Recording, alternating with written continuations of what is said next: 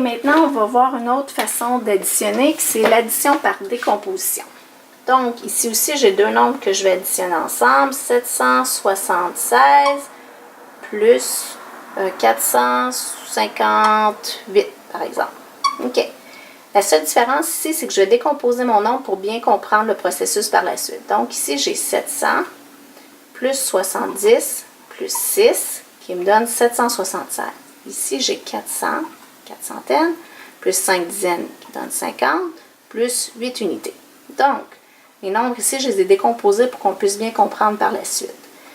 De la même façon que l'addition traditionnelle, on s'assure, pour faire l'addition par décomposition, on place nos nombres un au-dessus de l'autre et on s'assure de bien aligner les chiffres comme on a vu dans l'addition traditionnelle. Donc, 776 plus 458.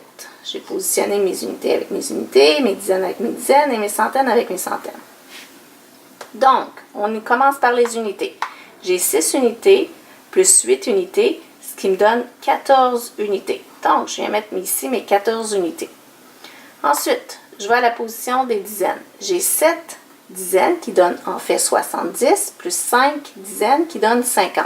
Donc, si j'additionne 70 plus 50, ça me fait 120. Donc, ici, je viens écrire mon 120 ou bien mes 12 dizaines. Ensuite, je passe à la position des centaines. J'ai 7 centaines qui donnent 700 et 4 centaines qui donnent 400. Donc, j'additionne 700 plus 400, ce qui me donne 1100. Donc, je viens écrire ici mon 1100. Position des unités, des dizaines, des centaines et des unités de 1000. Ensuite de ça, pour finir mon addition, j'additionne tous les termes que j'ai ici. Donc, 4 plus 0 plus 0, ce qui donne 4. 1 plus 2, ce qui me donne 3. Une centaine plus une autre centaine, ce qui me donne 2 centaines. Et ici, j'ai une unité de 1000 qui me donne 1.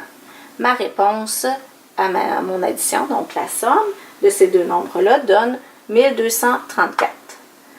J'espère que vous avez compris cette façon. C'est une autre façon de voir l'addition. Je sais qu'on est habitué de toujours faire par la méthode traditionnelle, mais ça, c'est une autre façon de voir qui peut être peut-être plus visuelle pour certaines personnes.